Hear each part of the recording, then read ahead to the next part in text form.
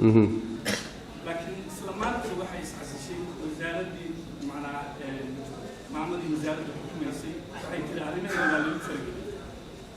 مركب مو ملاين السائلين وزارة الحقوقين وزيرة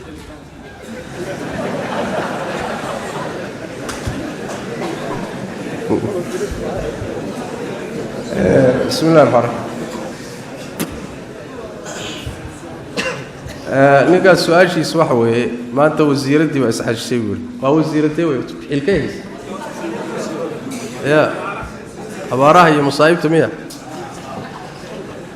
marka wuxuu leeyahay wasiiradda isxajisay soo suurtagal maaha inay wadaadadii dhaceen oo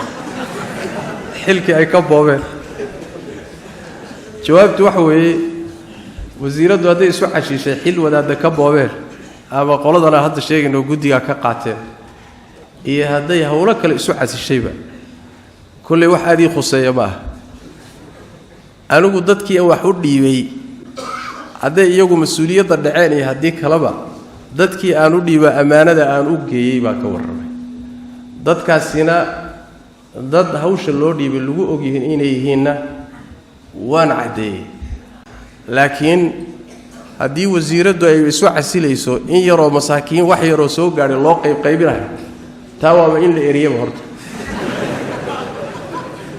intaaba hadday isu casishay mase filayo warkaasi war saxsan maaha wasiiraddu laga yaaba inay dowladda wax ka tirsatay inay asbaab kale isu casishay laakiin hawshani waa hawl kale wey iyadaa wax ka dhistay maamul dowladda wax ka dhistay dadkanina waa dad si muhiimad gooni oo khaasa loo xil saaray muhiimadoodaasna muhiimad lagu haysto oo cid ay ku haysato ma ahayn muhiimad muran ka taagan yahayna ma ahayn muhiimad iska muwaqato oo waqti koobanna wayba ahayd oo iyada dhanba iska yar sidaasi arrintaasi weeye mana filaya asbaabtu inay taas tahay kolley inay ka hadashayna waa dhici karaysa nacam macalin shataxaye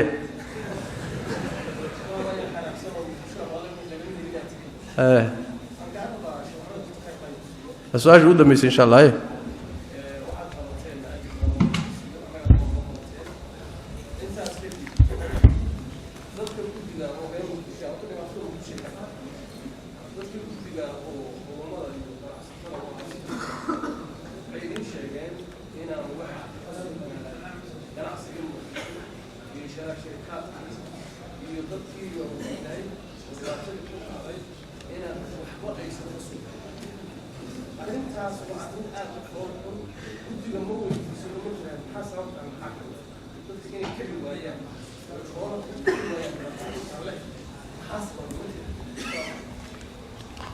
هو سؤال مهم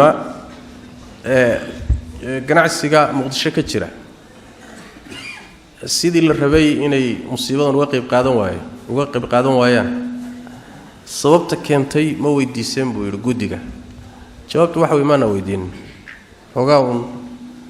anaga hoosta ka yara gunuunacnayo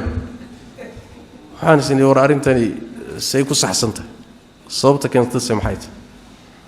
laakiin runtii maana istifsaarsanin maana ana weydiinin wayna dhici kartaa runtii maadaama ay dibkii culaysku agtooda ka dhacay way dhici kartaa inay si gooni iyo si khaas iyo inay iyagu dadku ay muxuu ahay ula tacaaleen waa dhici karta oo qaraabo iyo ehel iyo saaxiib iyo inay qaab noocaas oo kale ula tacaaleen way dhici karaysa laakiin waxaan isleeyahay taa iyo waxa kala duwan meeshan dadka joogay wax bixiyay iyo dibadaha dadka wax ka soo bixinaya laftoodu waa la mid oo qaraabadoodii iyo ehelkoodii wixii meesha wax ku noqdayna way la tacaalayaan waxna waa bixinayaan musiibada caadku dad waxa jiraan dibadna loo jirin qaraabana aan lahayn dadkaas khaasatan si tabarta daran waliba ah marka su'aashaasi waa su'aal meesha ku jirta su'aashaasi waa su'aal meesha ku jirta ma si aanan weydiin runtii gudiga sababtu maxay tahay ma aan warsanin hada billahi tawfiiq وصلى الله وسلم وبارك على نبينا محمد وعلى اله وصحبه وسلم عاوز سياسي بعد يقول لك انا oo lagu yiri waa inay haday xaqiijin karto inay xaqiijiso naam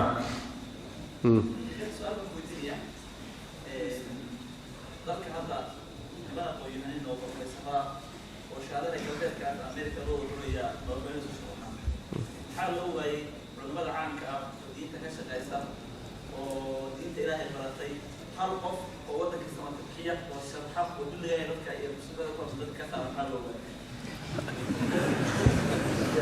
السؤال شو وحوي علماء المحل وقواي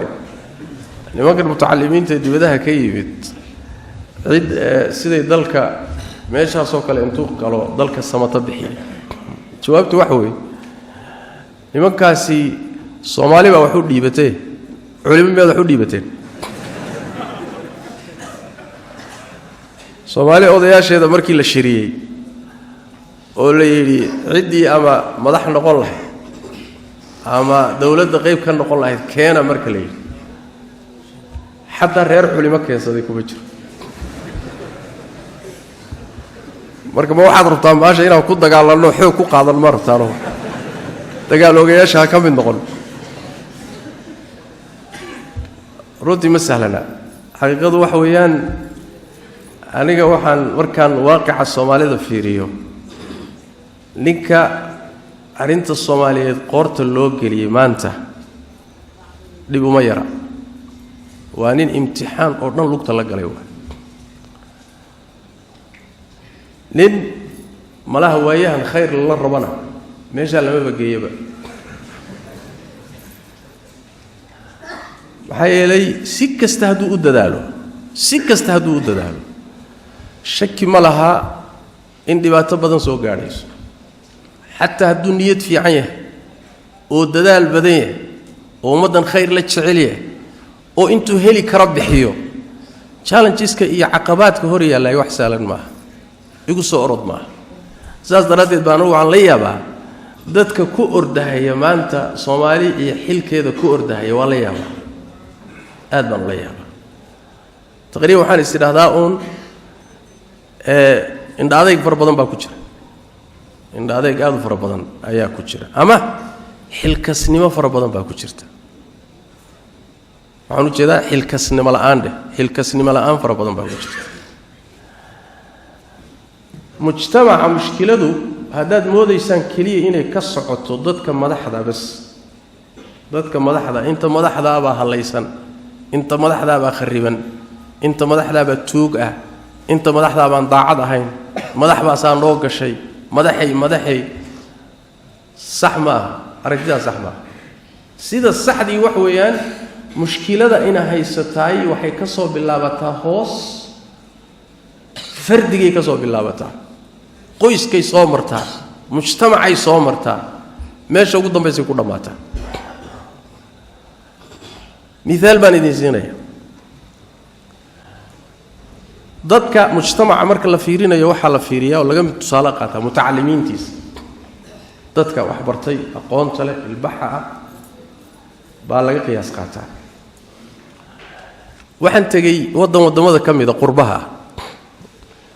waxaan tagay jaamacad arda badan oo Soomaali ay ku jiraan jaamacadii ardadu ay dhiganaysa waxa jira jaamacad kasta jinsiyad ka dhigta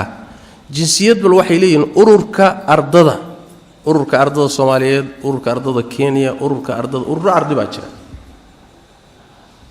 ururkii ardada Soomaalida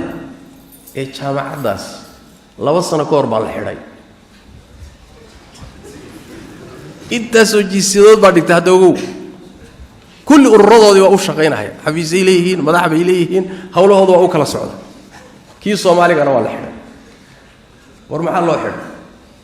waxa la leeyahay waa la isku qabsado rag isku qabsanayay maribadiya ma gel jira waa mutacallimiintii waay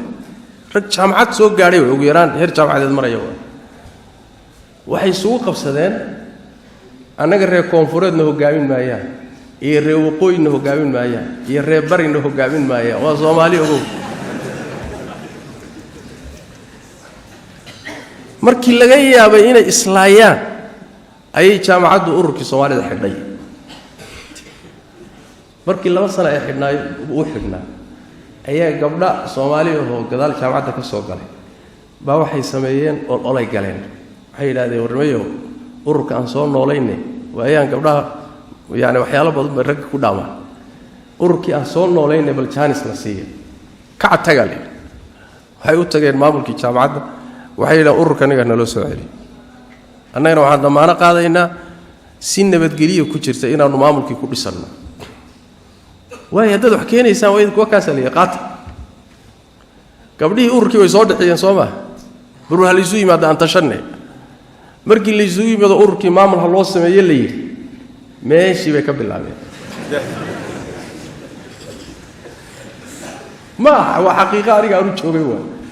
warribayo se wax idinka yihi war dadkan mutacalimiintoodii aqoon-yahankoodii dadkii wax u baranayay dadkii maskaxda lahaa qurbaha jooga ummadahan kale la nool markay heerkaa yihiin adeerow mid iska daaya madax uun korka laga saaran yahay minjahay ka hadlaysan tahay baasha minjaha laga soo saaro nin walowba dib isugu noqo xaqiiqadu waxay tahay ilaahay tabaaraka wa tacaala sunankiisa ka mid ma aha ummaddu markay daalimo tahay baa daalim loo dhiibaa banaanka kama imaan nin kasta oo las keena meesha haddii maanta wadaadka inoogu wadaadsan inoogu ikharsan inoogu mutacallimsan inoogu cibaado badan meesha la geeyo maxaa tuug ka dhigay xagee wax ka jiraan marka xaqiiqadu waxay u baahan tahay inaan isfahanno xaqiiqadu waa gudaheenna xaqiiqadeennu waa tarbiyadeenna xaqiiqadu innagay inugu soo noqonaysaa innaga markii mujtamaca aqlabkiisu saxmo oo dhismo shaki ma leh korku waa iska xasaxmaya oo korka yaa meesha geeyey adigoon baa geeyey soo maa kan kursiga kore ku fadhiya yaa geeyey soo adigu maada geyn adaa geeyey odaygaa geeyey ka doortaa geeyey ayib maxaa ku maagi marka mushkiladu marka kor iyo hoosba waa ishaysaa waana masalo u baahan wakhti dheer tarbiyad dheer dadaal dheer wakhti qaata loo soo celiyo ummaddan yani waxa weeye masaarkeeda dib loogu soo celiyo meel dhow markaa ka fiirinina nacam guddigiina ay ku sheegeen inaysan dowladdu soo faragelinayn